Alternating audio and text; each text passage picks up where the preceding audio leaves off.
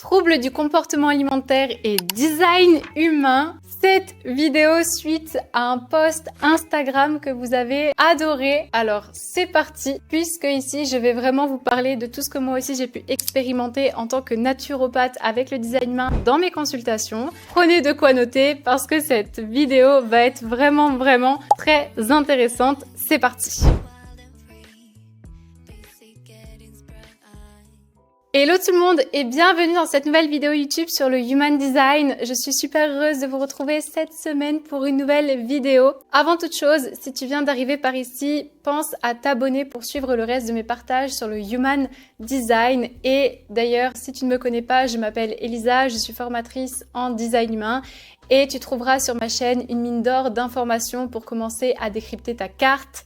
Alors comme pour la vidéo de la sexualité, si tu es débutant dans le design humain, sache que cette vidéo peut être un peu tricky puisqu'on va parler de choses plus avancées. Avant de commencer, si tu es sophrologue, si tu es thérapeute, que tu souhaites intégrer le design humain dans tes accompagnements, dans ta thérapie, dans tes coachings, je t'ai préparé un cadeau de taille pour que tu puisses commencer à faire du design humain avec tes clients. Tu trouveras le lien dans la description et également pour calculer ta carte si tu ne l'avais pas. Alors c'est parti, rentrons dans le vif du sujet. Déjà, pour remettre les pendules à l'heure, pour les personnes qui ne me connaissent pas du tout, donc avant de former au design humain, donc j'étais naturopathe, je donnais des consultations et notamment dans les TCA, tout ce qui va être l'addiction au sucre, etc. C'est en étant naturopathe que j'ai découvert le Human Design, que j'ai d'abord appliqué pour moi et ensuite que j'ai commencé à intégrer avec mes clientes dans mes consultations en naturopathie. Et de là, je me suis dit, waouh, mais c'est un outil incroyable à quel point il nous donne des informations sur quoi justement aller voir chez la personne pour, alors pas arrêter le trouble du comportement alimentaire du jour au lendemain, mais vraiment mettre de la lumière sur la cause en fait. Qu'est-ce qui va aller déclencher la crise? Et ça, c'était toujours une mine d'or d'informations pour mes clientes. Donc c'est vraiment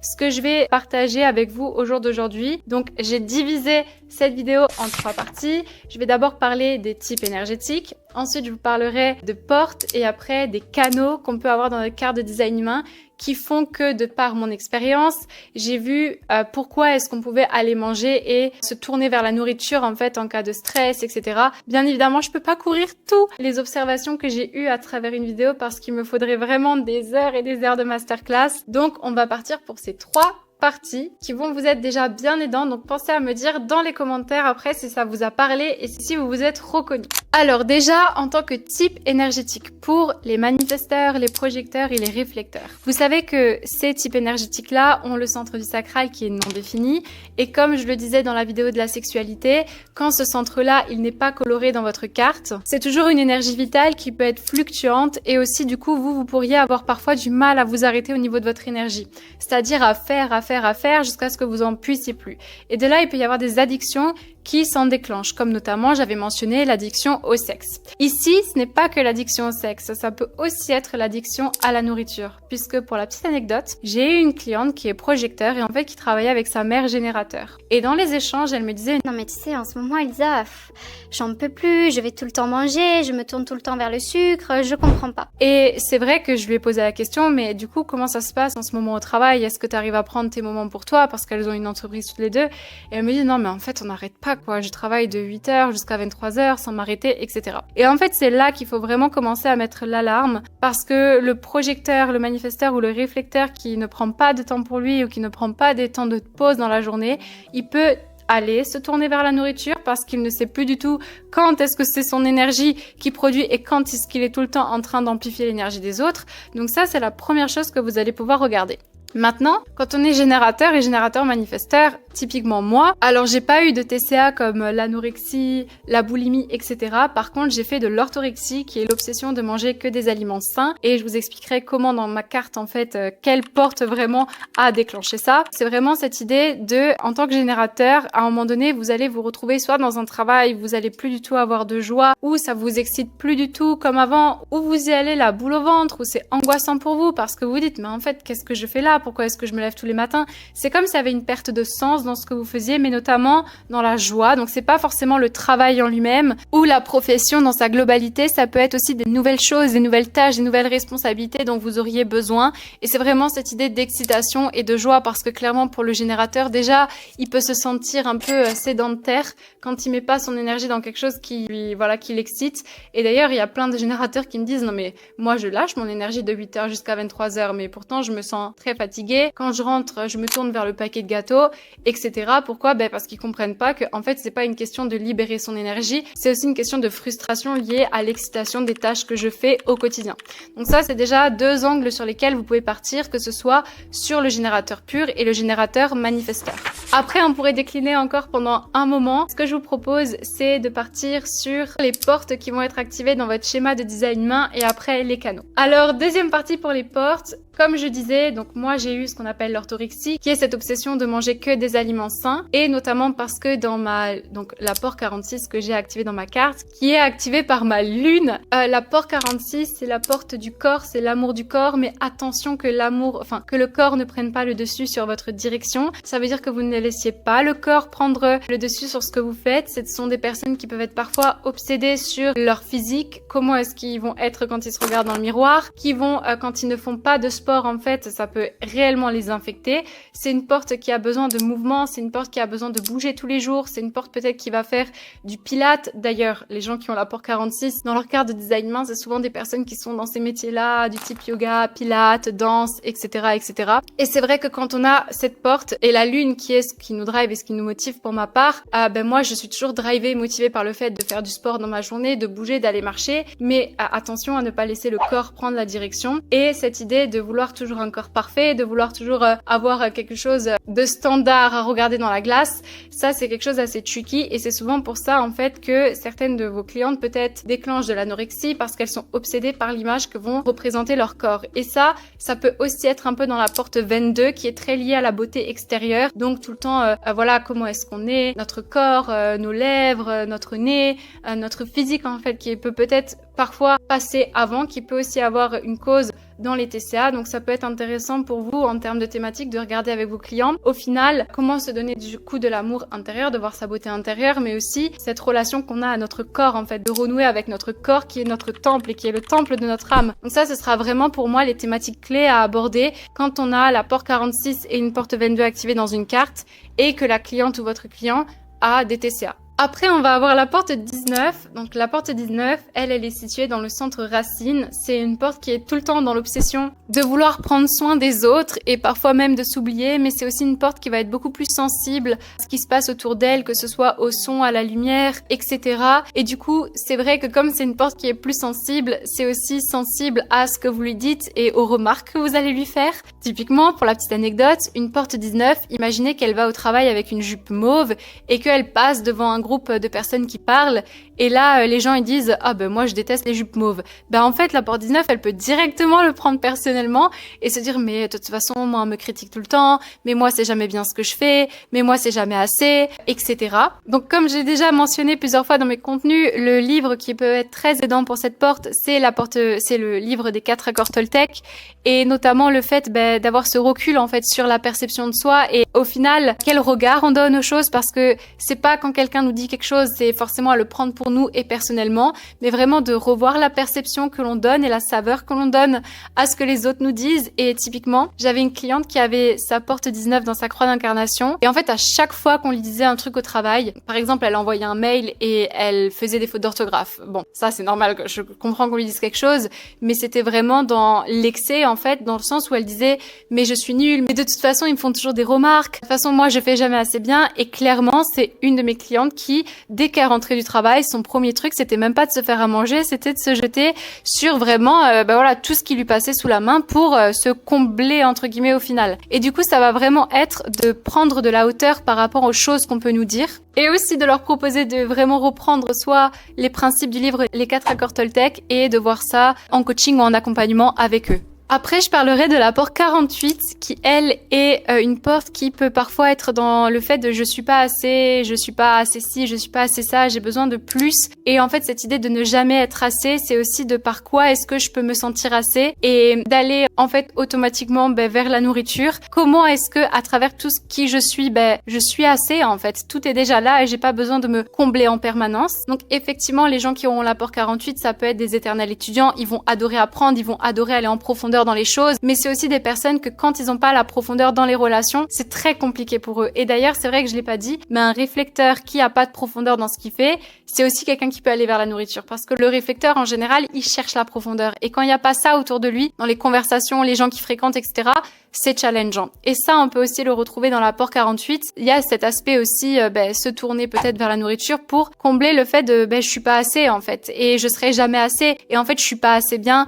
Et de toute manière, ce que je dis, c'est pas assez. Donc, il faut encore que j'aille à l'extérieur puiser. Mais il y a déjà, en fait, à l'intérieur. Et ça, c'est aussi des thématiques que vous pouvez voir avec vos clients. Et la dernière porte que je vais aborder, c'est la porte 39, qui est la porte de la provocation. Alors, cette porte, c'est très intéressant parce que c'est une porte qui va provoquer dans la vie de tous les jours. C'est par exemple quelqu'un qui va vous faire des petites blagues ou alors typiquement j'ai une amie qui a cette porte et en fait elle va toujours provoquer l'autre mais de manière assez gentille. C'est-à-dire qu'un jour son copain il avait invité des gens à manger et elle a dit à ses copains « Ah mais vous aimez ce qu'il a préparé à manger parce que moi j'aime pas ». Mais en fait elle a dit ça pour le taquiner et la personne enfin elle l'a prise super mal. Mais la porte 39 elle est comme ça. Elle va provoquer en fait. Elle va dire des petits pics. Elle va un peu flirter mais de manière un peu provocante. Et j'en ai aussi parlé dans la vidéo de la sexualité, donc c'est assez marrant. Et c'est souvent des gens qui vont adorer rajouter la petite épice ou peut-être manger épicé, qui vont aimer manger épicé. Ça dépend encore une fois de qui vous êtes, de vos préférences, mais en général c'est ça, le fait de manger épicé, ça va pas les déranger. Et il y a un truc avec cette porte, c'est que quand on leur empêche de provoquer dans leur vie, c'est-à-dire qu'ils ont pas eu en fait cette opportunité de partager leur humour un peu piquant, ou même d'être un peu piquant dans leur vie de tous les jours et de dire les choses de manière cash, c'est des personnes qui peuvent être un peu déroutées.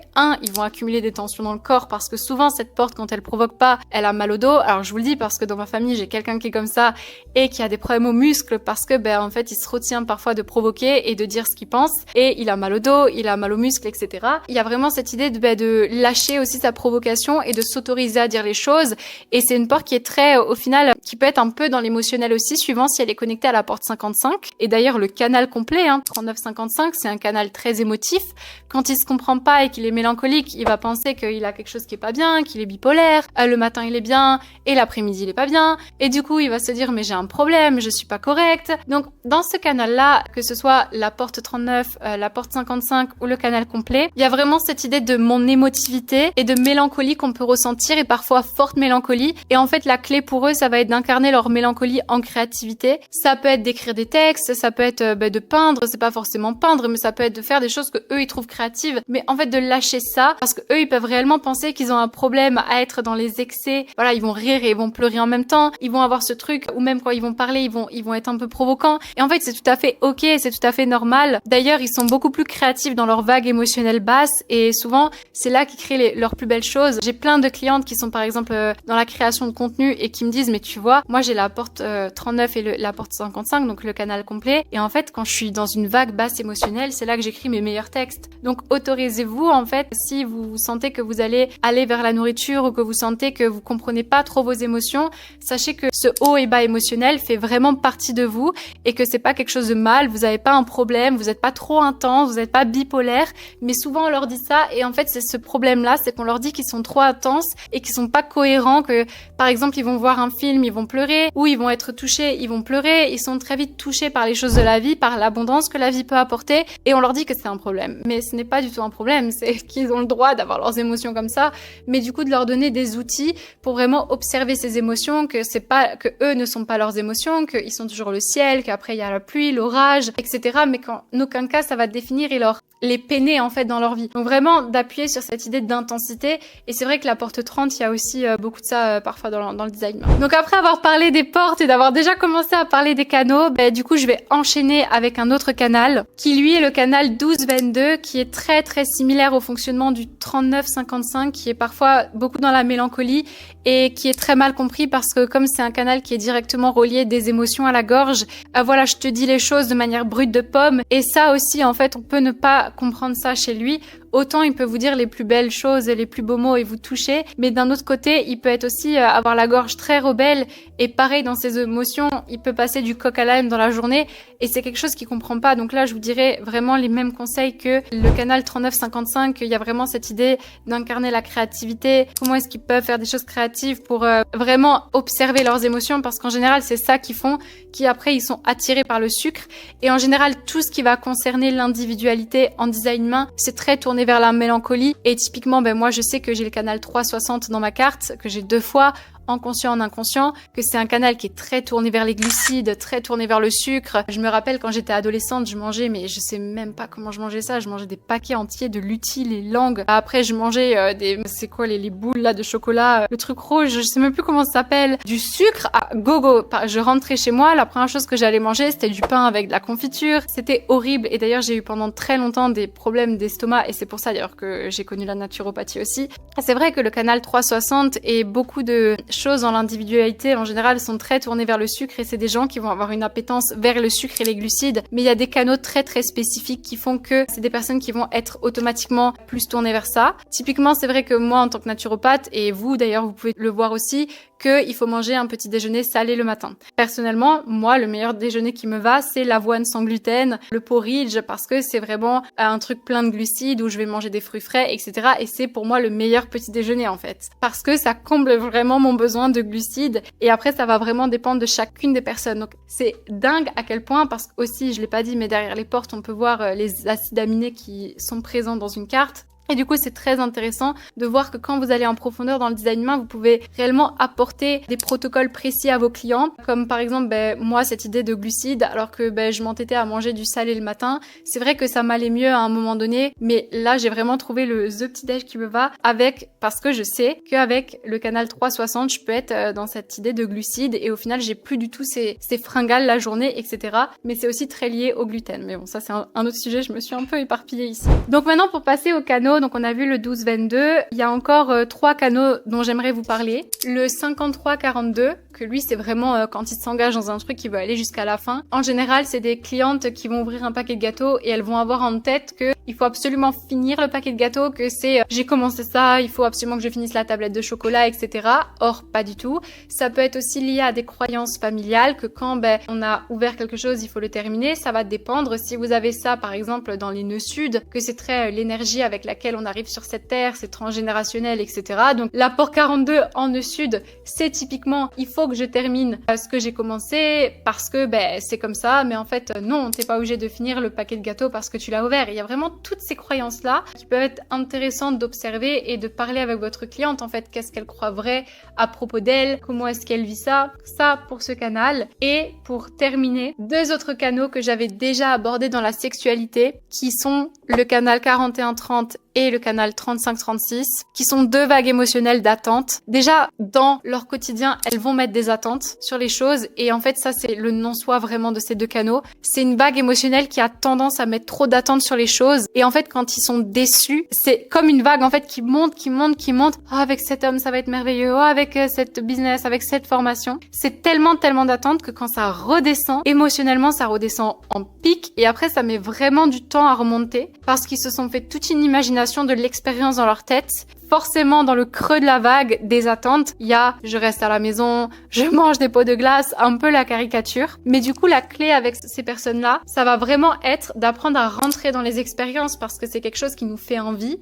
et non pas parce que c'est quelque chose qu'on imagine quelque chose de ça. Je sais pas si je suis très claire, mais en gros, que je rentre dans l'expérience parce que j'ai trop envie de le faire et en fait, je vais dans l'expérience pour vivre l'expérience, mais non pas parce que j'attends de l'expérience qu'elle me nourrisse intérieurement d'une certaine manière. C'est comme si je disais, tiens, cet homme, il va me rendre heureuse. Mais en fait, c'est pas l'homme qui va me rendre heureuse, c'est clairement, moi, tout simplement, en fait, je me nourris de mon intérieur en premier. Et c'est vrai qu'avec ces 2 vagues-là, c'est souvent très lié aux attentes. Et souvent, j'ai mes clientes qui avaient ça et qui mettaient beaucoup d'attentes sur les choses. Et en fait, quand ça allait pas comme elles voulaient, c'était du coup dur aussi de changer les attentes et d'aller du coup vers la nourriture. C'est très intéressant de voir comment, en fait, le design humain, il peut être lié. En fait, c'est quoi à chaque fois la cause? C'est vrai que j'ai pas forcément parlé des TCA au sens propre, mais j'ai plus parlé de qu'est-ce qui pouvait faire que ça déclenche la crise. Voilà, donc c'est vrai que si vous étiez débutant en design humain, peut-être que cette vidéo ne vous a pas du tout parlé, mais gardez-la sur la main et franchement partagez-la à des gens que vous savez qui sont intéressés par le design humain ou des thérapeutes qui sont dans la nutrition, les TCA, etc. parce que vous pouvez vraiment être dans votre lecture de la personne sans la mettre dans une case, mais voir vraiment les causes en fait qui font que et apporter des solutions concrètes et pas pour mettre la personne dans une case, mais pour vous dire ok,